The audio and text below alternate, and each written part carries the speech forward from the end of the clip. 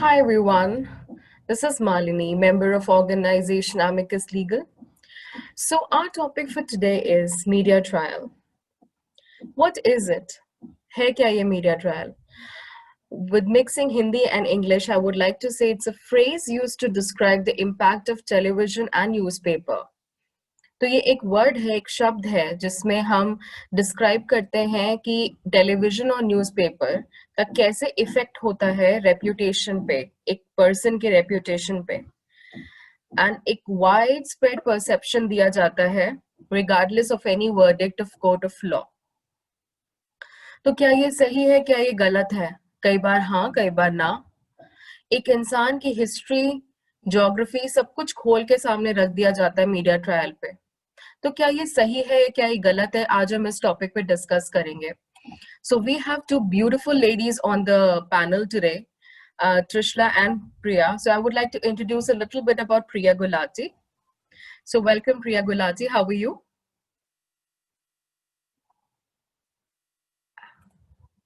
I think you're on mute.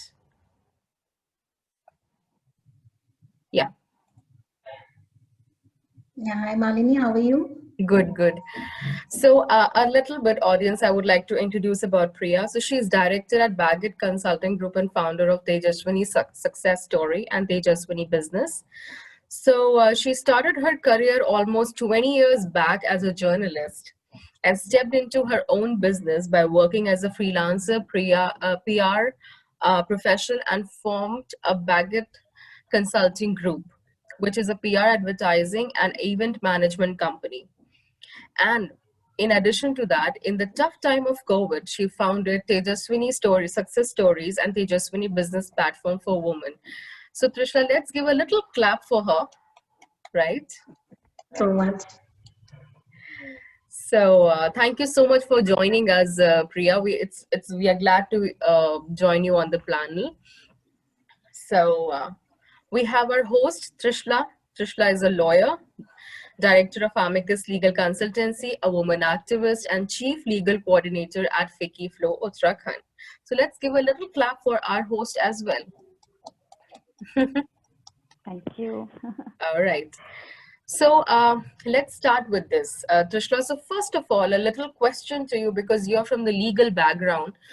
So when I see news, जब मैं news देखती हूँ और लोग एकदम उछाल के बोल देते हैं किसी इंसान के बारे में, we have democracy word in our constitution, but अगर कोई एकदम से ऐसे ही कुछ बोल देता है तो मुझे लगता है कि अगर मेरे को कोई किसी क्लास में या किसी ऑफिस में कुछ बोल देता तो मुझे लगता है कि ओ गॉड नहीं, अब तो मुझे पॉश करना है इस पे। तो मीडिया में उसकी बातें उछाली जा रही हैं, मीडिया में इतनी चीजें बोली जा रही हैं, कई बार सही लगती है, कई बार नहीं। तो being a lawyer, what do you think कि मीडिया ट्रायल का लॉयर पर्सपेक्टिव से क्या व्यू है आपका? What is your view? Now, Malini, thank you first of all for such a warm welcome. जैसे आपने बोला वर्ड डेमोक्रेसी, तो हमारे डेमोक्रेसी के 3 पिलर हुआ करते थे, लेकिन अब 4 हो गए। तो वो है executive, judiciary, legislature and now media. तो मीडिया का इन्फ्लुएंस हमारी सोसाइटी पे इतना ज्यादा हो गया है कि उसे डेमोक्रेसी का पिलर बना दिया गया है। लेकिन हमारे कॉन्स्टिट्यूशन में फ्रीडम ऑफ प्रेस अलग से कहीं पे भी डिफाइन नहीं है। तो इसलिए क्या हुआ कि इतने सारे केसेस हुए एंड बहुत कॉन्फ्लिक्ट हुआ कि यार मीडिया का तो बहुत इम्पोर्टेंट रोल होता है, तो इसको कहाँ पे कवर किया जाए। तो सुप्रीम कोर्ट की काफी सारी गाइडलाइंस आई एंड जजमेंट्स आए जहाँ पे उन्होंने बोला कि मीडिया को article 19 clause 1 sub clause A, यानी कि freedom of expression and speech and expression के अंडर उसको लिया जाएगा। यानी कि मीडिया अब एक इतना अहम पिलर हो गया है हमारी सोसाइटी का कि उसके बिना शायद आजकल कोई भी केस इनकम्प्लीट लगता है, चाहे वो छोटा सा छोटा केस हो, चाहे वो बड़ा सा बड़ा केस हो। लेकिन मीडिया को सारे राइट्स एंड लाइबिलिटीज नहीं दी गई हैं। देयर आर रिस्ट्रिक्शंस कि अगर मीडिया एक फेयर ट्रायल में हिंड्रेंस पैदा कर रहा है तो उसको क्रिमिनल कंटेम्प्ट में लिया जा सकता है। नाउ क्या होता है कि मीडिया का जो इन्वेस्टिगेशन होती है ज्यादातर हियर से होती है, रूमर्स बेस्ड होती है, एंड यहाँ से सुना, यहाँ से उन्होंने ये कहा, ये किया, उसको वो प्रेजेंट करते हैं और एक इमेज बिल्ड करते हैं। लेकिन हमेशा ये चीज सच्चाई नहीं होती है। कोर्ट में बहुत सारी ऐसी चीजें होती हैं, छोटी छोटी छोटी छोटी, जो एविडेंसेस की तरह साबित करनी पड़ती है हमको। लेकिन मीडिया की हर चीज साबित करना इज, मतलब वो एक बहुत ही मुश्किल वाली चीज हो जाती है कि आप एक एक चीज कैसे उसको साबित करेंगे, कहाँ से लेके आएंगे मटेरियल। तो इसलिए क्या हुआ कि contempt of court act 1971 section 2 के अंदर ये बताया गया कि अगर मीडिया एक किसी भी फेयर ट्रायल में हिंड्रेंस पैदा कर रही है या उसके किसी भी कवरेज की वजह से हमारे केस पे असर पड़ सकता है, तो उसे क्रिमिनल कंटेम्प्ट की तरह लिया जाएगा। तो किसी पे भी जुडिशरी को इंटरफेयर करने का कोई हक नहीं है। लेकिन आज हमारे साथ जो गेस्ट हैं, आई थिंक वो हमें बता सकते हैं कि कितना मुश्किल होता है या कितना आसान होता है किसी एक क्राइम के ऊपर इन्वेस्टिगेट करना, उसको दुनिया के सामने लेके आना और एक नजरिया बदलना। जैसे हम सबको पता है आजकल सुशांत का क्या चल रहा है, रिया का क्या चल रहा है। तो मीडिया का सबसे बड़ा रोल होता है। शुरू में अगर आप कहेंगे तो मीडिया ने बोल दिया था कि सुसाइड है, फिर सीबीआई आई, उसकी इन्वॉल्वमेंट आई, लोगों ने कहा नहीं मर्डर है, अभी भी केस चल रहा है, अभी भी कुछ चीजें सामने नहीं आई सॉरी। तो इसीलिए हमें देखना पड़ता है कि क्या सच है क्या गलत है। तो एज अ मीडिया पर्सन मैं अपनी गेस्ट से ये जानना चाहती हूँ मैम कि आपने बहुत सारी क्राइम स्टोरीज कवर की हैं, या कोई भी जैसे स्टिंग ऑपरेशंस होते हैं या कुछ इस तरीके की चीजें होती हैं, तो आपने किस तरह से उसका एक आउटलुक लिया? आपने क्या सोचा कि ये मेरे लिए आसान होगा या डिफिकल्ट होगा, या मुझे इसे कैसे परस्यू करना है? एक छोटी सी अपनी स्टोरी के साथ को बताना आप शेयर करें प्लीज हमारे साथ। Thank you so much, Trishla, for inviting me for this conversation. Thank you, Malini. छोटी सी स्टोरी के रूप में अगर बताऊं तो बचपन में ना हम लोग जब बहुत छोटे थे, एक सीरियल आता था व्योमकेश बख्शी। वो बड़ा investigative type of part play करते थे उसमें, और वो स्टोरीज उसमें जब होती थी तो इतना इंटरेस्टिंग होता था। तो वो वहीं से कहीं शायद दिमाग में था कि यार ये बड़ा अच्छा लगता है। वो होता है ना, बच्चों के दिमाग में एक चीज बैठ जाती है, तो वहीं से एक था दिमाग में शुरू से। लेकिन जब बड़े हुए तो रियलिटी कुछ और थी लाइफ की। तो जब मैंने स्टार्ट किया तो वो ऐसे नहीं था। मैंने न्यूज़पेपर ज्वाइन किया था एज अ मार्केटिंग प्रोफेशनल। और मार्केटिंग करते करते जब मैं देखती थी शाम को रिपोर्टर्स आते थे ऑफिस में, अपनी न्यूज लिखते थे, तब हाथ से लिखा करते थे न्यूज, तब टाइपिंग वगैरह नहीं होती थी। तो जब वो लोग न्यूज लिखते थे मैं उनके साथ बैठती थी, डिस्कस करती थी कैसे करते हो आप लोग। तो ऐसे ऐसे तो वो एक पहले से जो था ना दिमाग में, वो और एक इंटरेस्ट क्रिएट होता गया, बिल्ड होता गया। और मेरे को मेरे सीनियर्स ने शार्ट टाइम्स में बहुत सपोर्ट किया, और उन्होंने मुझे कहा कि ठीक है प्रिया, एक काम करते हैं, एक स्टोरी करके लाओ तुम ऐसी। अच्छा। और मेरी फर्स्ट स्टोरी जो थी वो बड़ी इन्वेस्टिगेटिव थी। मुझे भी नहीं पता था कि मैं शायद ये करूंगी। और वो स्टोरी भी पुलिस वालों पे थी कि बड़ा इंटरेस्टिंग किस्सा था ये भी जी। होता ये है कि रेलवे स्टेशन, रेलवे की जो हमारी ट्रेन होती हैं, ट्रेन में हमारी सीट्स कुछ रिजर्व्ड होती हैं। ऐसे ही पुलिस वालों की भी सीट रिजर्व होती हैं। तो होता क्या है कई बार कि पुलिस वाले तो कहीं भी बैठ जाते हैं, तो वो क्या करते थे कि अपनी सीट्स जो है वो बेच देते थे। तो वो एक स्टोरी मेरी जिंदगी की पहली स्टोरी थी जो मैंने कवर करी थी पुलिस वालों की, कि 80-80 रुपए में पुलिस वाले अपनी सीटें बेच देते हैं। तो जब मैंने वो स्टोरी करी, मेरे को लिखना नहीं आता था। मेरा दिमाग वैसा था कि मैं बहुत खोजी टाइप, इन्वेस्टिगेटिव दिमाग था, तो वो तो कर लिया। लेकिन जब लिखने का नंबर आया तो लिखना जब शुरू किया तो थोड़ी सी दिक्कतें आई, वो मैंने सीखा। तो शुरुआत वहां से हुई कि मेरा दिमाग कितना इन्वेस्टिगेटिव है। और तब उन्होंने मुझे फिर ऑफिस वालों ने सपोर्ट किया कि आप क्राइम कवर करो, और छोटी छोटी जगह उन्होंने मुझे भेजना शुरू किया। तो ऐसे स्टार्ट हुआ था। तो ये कहना सही होगा कि आप ना सिर्फ एक रिपोर्टर की तरह इवॉल्व हुए, मतलब एक पर्सन की तरह भी इवॉल्व हुए इस फील्ड में। हाँ, वो एक अंदर पैशन होता है ना किसी का, कि जब आप और किसी चीज को लेके जब पैशन होता है तो आप फिर वो इन्वॉल्वमेंट अपने आप आ जाती है। जी। तो क्या आपके सामने आज भी इस तरीके की कुछ चीजें आती हैं, या लोग आपके साथ कुछ ऐसा शेयर करते हैं कि जिसमें बहुत दिमाग लगाना पड़े या बहुत इन्वेस्टिगेशन हो? नहीं नहीं, ऐसा कुछ नहीं है, आज तो नहीं होता है, लेकिन हाँ कई बार, अभी जैसे आप अभी डिस्कस कर रहे थे ना सुशांत वाला केस, जी। तो जिस दिन मेरे को याद है कि जिस दिन सुशांत की हमारे पास न्यूज आई थी कि हम टीवी पे हम्म। देख रहे थे, तो मेरा दिमाग वहीं चल रहा था, क्योंकि मैंने जब काम किया इतने साल, पुलिस वालों के साथ भी मैं रही हूँ, और जब जी। हम लोग कोई किसी केस पे जाते थे और उसमें सुसाइड के बहुत केसेस होते थे, तो जी। सुसाइड के केस में क्या होता है कि जब हम जाते हैं ना, बहुत छोटी छोटी चीजें पुलिस वाले देखते हैं पहले उसमें अटेम्प्ट में, कि बॉडी कैसे टंगी हुई है, उसकी ऑफ जीभ कोर्स। बाहर आई है कि नहीं आई है, उसकी आंखें आंखें कैसी हैं, उसका मतलब पूरा पूरा एनालाइज करते हैं। तो वो मेरे दिमाग में उस टाइम भी यही था। अब इतने राइट। साल जब मैं पीछे छोड़ आई हूँ, लेकिन जब ये सुशांत वाला केस हुआ, तो वो बैक ऑफ द माइंड कहीं यही था कि नहीं यार, ये सुसाइड नहीं लग रहा है, क्योंकि जो जो चीजें हम्म। हम लोगों ने स्टडी करी है इतने टाइम में पुलिस वालों के साथ रह के, और फिर कई बार मैंने कोर्ट में भी लॉयर्स के साथ डिस्कशंस में पार्ट लिया कि कैसे जी। होता है, सुसाइड की जिरह कैसे होती है, कि ये सुसाइड है या आत्महत्या है या मर्डर है, क्या है। तो वो सारी चीजें चलती रहती हैं आज भी, मतलब आज भी कुछ ना कुछ जब होता है ना कोई क्राइम कहीं पर, तो वो दिमाग अपने आप एक्टिव हो जाता है कि ये कैसा क्राइम है, ऑफ कोर्स, हाँ। प्लांटेड है या सच में है। तो ये हम्म। रहती है चीजें। तो वो जो सच्चाई बाहर दुनिया को दिखाने वाली जो आग होती है, वो स्टिल इट्स देयर कहीं ना वो कहीं। हाँ, वो सच में आज भी है, क्योंकि वो बचपन से अंदर है, वो शायद राइट, राइट। गॉड गिफ्ट है, अंदर पहले से बना के भेजा है भगवान ने। जी, जी, जी।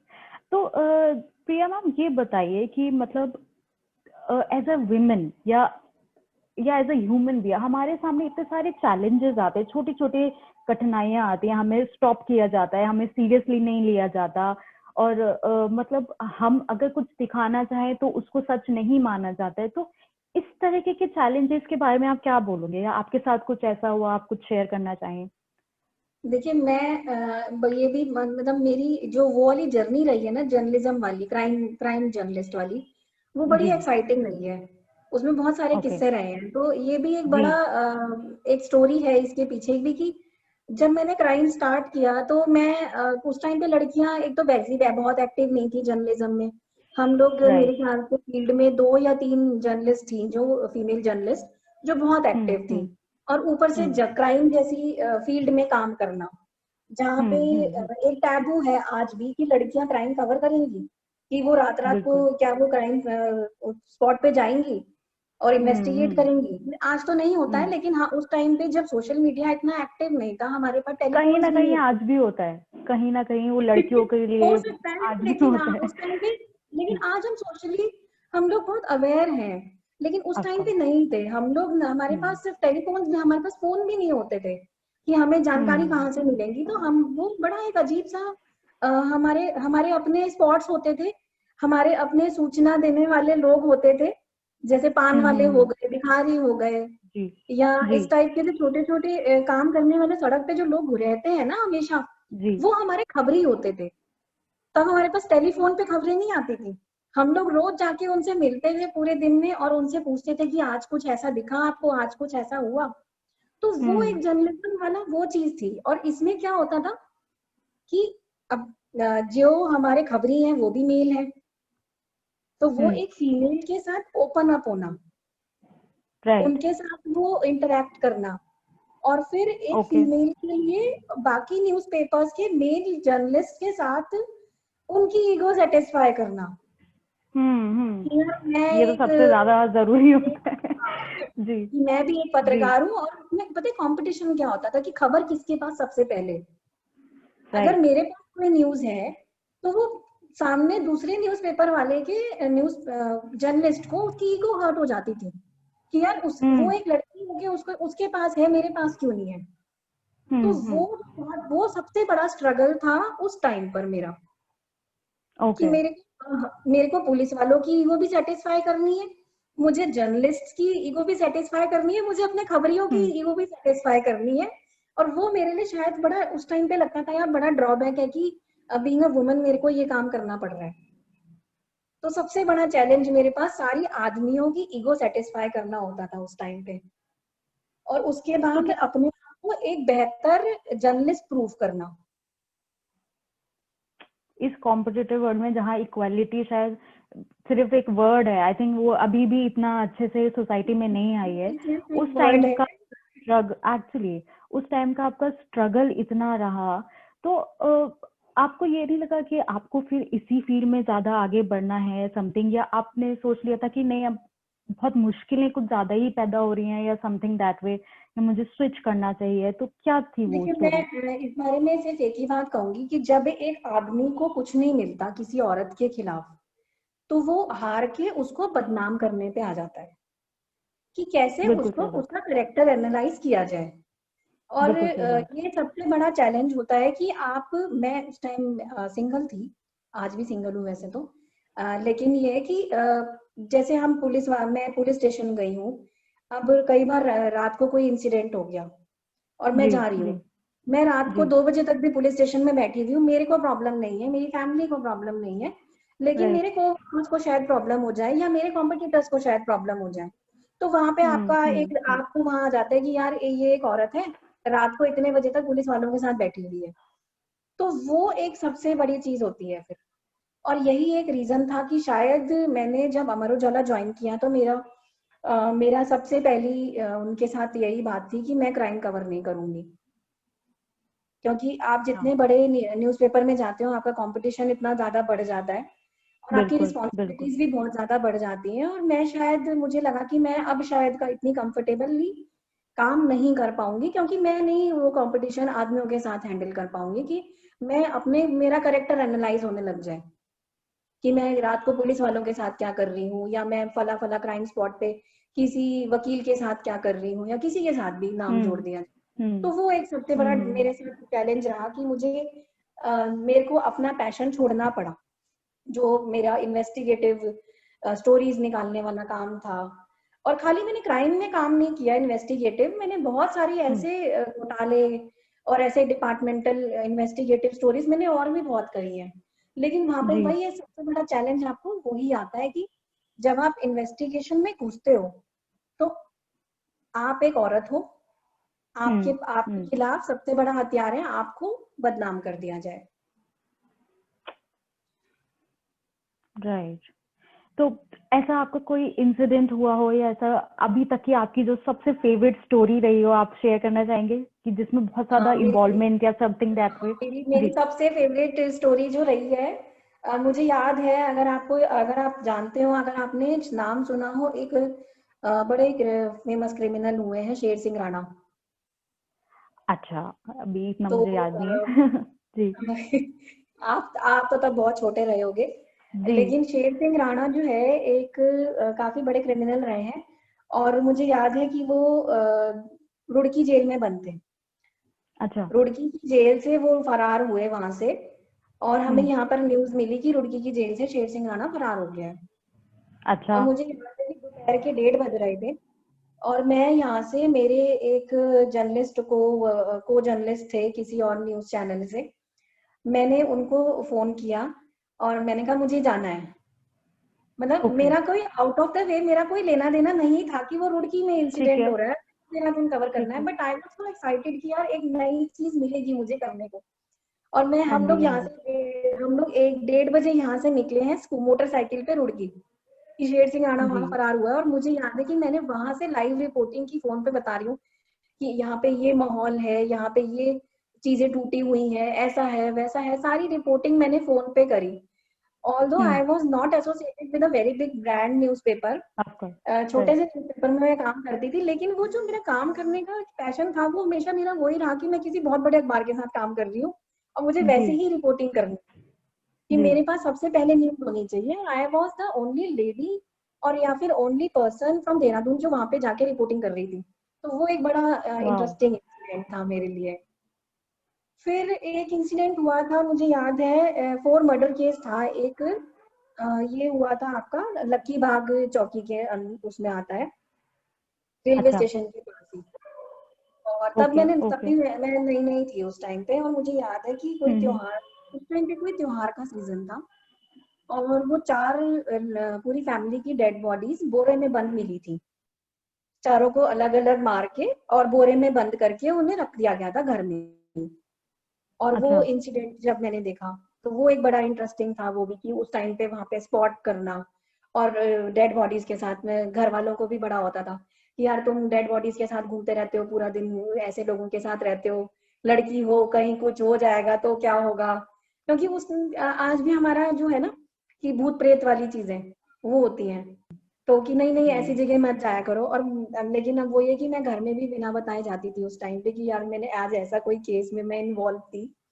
तो वो हम्म। एक बड़ा इंटरेस्टिंग केस था कि 4 मर्डर केस वो सॉल्व करवाना, पुलिस के साथ इन्वॉल्व होना, और फिर कैसे कैसे चीजें आगे बढ़ती हैं। और मतलब उस टाइम पे ये होता था कि कई बार समझ नहीं आता था हम पुलिस हैं, हम वकील हैं या हम पत्रकार हैं। जी, समझ रही हूँ। क्योंकि हम न्यूज भी लिख रहे हैं, हम इन्वेस्टिगेट भी कर रहे हैं और हम फैसला भी दे ऑफ दे रहे कोर्स। हैं। जब हम न्यूज लिख रहे हैं तो हम फैसला भी दे देते हैं। जी, जी, जी, जी। तो ये बड़े वाओ! कितना इंटरेस्टिंग इंटरेस्टिंग। केसेस मैं रही हूँ इस तरह की चीजों में इन्वॉल्व। जी, ओके। तो मैं लास्ट क्वेश्चन आपसे ये इम्पोर्टेंट पूछूंगी कि क्या आपकी कोई इस तरीके की इन्वेस्टिगेशन रही जिसका डायरेक्टली या इनडायरेक्टली हमारे किसी जजमेंट पे फर्क पड़ा हो, या किसी पुलिस की इन्वेस्टिगेशन में उसका बहुत बड़ा रोल रहा हो? इस तरीके का कुछ इंसिडेंट आपके साथ हुआ? जजमेंट पे तो मैं नहीं कहूंगी, लेकिन हाँ पुलिस के साथ हम लोगों के, मैंने जैसे अभी दोनों केसेस बताए आपको, और ये जी, फोर जी, जी। मर्डर केस भी था जो, उसमें भी काफी ज्यादा इन्वॉल्वमेंट रही थी मेरी उस टाइम पर पुलिस वालों के साथ भी। और कई सारे ओके। मैं सुसाइड केसेस में भी रही हूँ। और सुसाइड केस का सबसे बड़ा क्या होता है कि आपको पता नहीं होता वो सुसाइड है या मर्डर है। हम्म। सुसाइड केसेस बहुत सारे ऐसे होते हैं, क्योंकि बिल्कुल, बिल्कुल। वो हमेशा मोस्टली क्या होता है मर्डर होता है लेकिन आपको सुसाइड में कन्वर्ट कर दिए जाते हैं। तो उस टाइप के केसेस मैंने कई सारे मेरे पुलिस वालों के साथ रहे हैं। जजमेंट पे तो मुझे याद कि शायद कोई ऐसा इफेक्ट पड़ा होगा। लेकिन हाँ जब एक दिमाग चल रहा है पुलिस वालों का और एक दिमाग चल रहा है पत्रकार का, दोनों का दिमाग अलग अलग तरीके से चलता है, तो हाँ डेफिनेटली जज उसके इन्वेस्टिगेशन पे फर्क पड़ता है, नजरिए पे जी। फर्क पड़ता है कि आप किस डायरेक्शन में इन्वेस्टिगेशन को लेकर जा रहे हैं। तो ये इस टाइप के तो रहे हैं काफी सारे केसेस। अब मुझे एग्जैक्टली नहीं याद, लेकिन हाँ बहुत सारे केसेस इस टाइप के हमने किए हैं। जी। तो एक्चुअली मालिनी और प्रिया जी, मैं ये आपको बताऊंगी कि जो हमारी टेक्स्ट बुक्स में लिखा होता है और जो पैराग्राफ जो हम पढ़ते हैं, रट्टाफाई करते हैं, ये दुनिया उससे बहुत अलग है। जब हम अपने बहुत। एक प्रैक्टिकल लिविंग में आते हैं तो हमें इतनी सारी चीजें देखनी पड़ती है और सिर्फ अपना दिमाग लगाना पड़ता है और कुछ काम नहीं आता। कोई डिग्री, कोई मार्क्स काम नहीं आते। कितनी जर्नलिज्म की पढ़ाई होती है, वो सब होता है, लेकिन जब आप एक इंसान से डील कर रहे होते हैं, वो अलग ही चीज होती है। आपको नहीं पता कि उस इंसान के दिमाग में क्या है, वो हमें किस तरीके का आउटलुक देगा या हमारे किस काम आएगा। तो मतलब इन चारों पिलर में जो ये कंट्री को जो संभाले हुए हैं, हमारा लेजिस्लेटिव हो गया, डेमोक्रेसी हो गया, sorry legislative, judiciary and executive हो गया, एंड साथ में मीडिया हो गया। तो ये बहुत ही ज्यादा एनालिटिकल जॉब्स हैं जो हमारे जो सिर्फ पढ़ने से और रटने से काम नहीं आती हैं, लेकिन हमें खुद ही एक्सपर्टीज उसमें लेनी पड़ती है। बिल्कुल। तो थैंक यू प्रिया जी, आपने हमें बहुत ज्यादा एनलाइटनमेंट दिया कि एक्चुअली कैसे काम होता है। क्योंकि हम लोग ऐसे बोल देते हैं ना कि यार मीडिया वाले तो कुछ भी बोलते हैं, है ना, कि मीडिया नहीं वालों नहीं का तो ऐसा काम नहीं ही यही होता है, है। मीडिया वाले कुछ भी नहीं बोलते हैं। लेकिन जो अगर एग्जैक्टली, जब आप स्पॉट पे जाते हो तो चीजें कुछ और होती हैं, आपके सामने एग्जैक्टली। पिक्चर कुछ और होती है। तो मीडिया वाले जी, वही बोलते हैं जो वो देखते हैं उस टाइम पर। Exactly, exactly. ये पॉइंट हमारे लिए बहुत जरूरी था आज की डिस्कशन के लिए, क्योंकि एक लोगों का नजरिया बदलेगा और वो मीडिया वालों को गालियां नहीं देंगे कि ये क्या कर रहे हैं, क्या नहीं कर रहे हैं। मीडिया बहुत इंपॉर्टेंट है, मैं टोटली मीडिया के सपोर्ट में हूँ, एंड सबसे ज्यादा लोग मीडिया से डरते हैं। ये नहीं मानना पड़ेगा। इम्पोर्टेंट है, लेकिन मुझे लगता है कि हाँ आज के टाइम पे जो एक मीडिया जज भी बन जाता है। वो हाँ। अभी मैंने जो मालिनी ने स्टार्टिंग करी थी जहां से कि जी। अ, हमारा जो हम लोग जजमेंट दे देते हैं, तो वो कितना सही और कितना गलत। जी तो जी वो जी मेरे ख्याल से एक मीडिया वहां पर आके आपका पर्सपेक्टिव चेंज हो जाता है मीडिया को लेकर, कि मीडिया को बिल्कुल जजमेंटल नहीं होना चाहिए, जहां तक मुझे लगता है कि वो काम जी आप कोर्ट पे छोड़ दो, इन्वेस्टिगेटिव जी लेकिन बिल्कुल जजमेंटल सही मत बात बनो। बोली, बहुत सही बात आपने बोली। बट वही है जी। कि कोर्ट का जो एक प्रोसीडिंग होती है वो अलग ही लेवल पे चलती है, वो बहुत ही टेक्निकलिटीज के साथ वो डील करते हैं, सिर्फ हाँ। मीडिया की कवरेज के बेसिस पे वो नहीं कर पाते हैं। But thank you so much, आपने इतना वैल्यूएबल हमको इनपुट दिया मीडिया के बारे में, ट्रायल के बारे में। Thank you. Over to you Malini. So after listening to this half an hour session and uh, actually TV में चैनल चेंज करके हम बहुत जजमेंट्स दे देते हैं। हमें लगता है कि बहुत इजी होता है ऑन स्पॉट जाके कवरेज देना। मैं ये तक देखती हूँ कि मीडिया पर्सन के आवाज घर घर आ जाती है जब वो अपना ऑन स्पॉट वो देते हैं। तो चैनल चेंज करने के टाइम तो किसी को नहीं पता चलता एसी के रूम में बैठ के, but then people like you come up with your voices and let us know that what people go through. And again, कोई भी एक इंडस्ट्री, कोई भी एक ऑर्गेनाइजेशन होती है, उसके प्रॉस होते हैं, उसके कॉन्स होते हैं। तो beat media, beat anything, beat law, beat anything, तो उसका एक अपने पर्दे होते हैं। So thank you so much Priya, thank you so very much कि आपने टाइम निकाला और हमारे इस प्लेटफॉर्म पे अपनी बात बोली। And for more videos also we will come up and get together with our topics.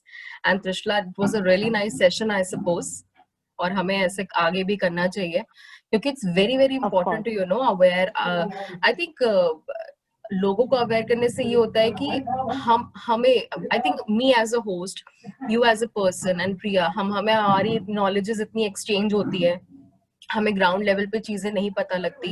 These are the नहीं पता sessions होते। through which we can understand, right?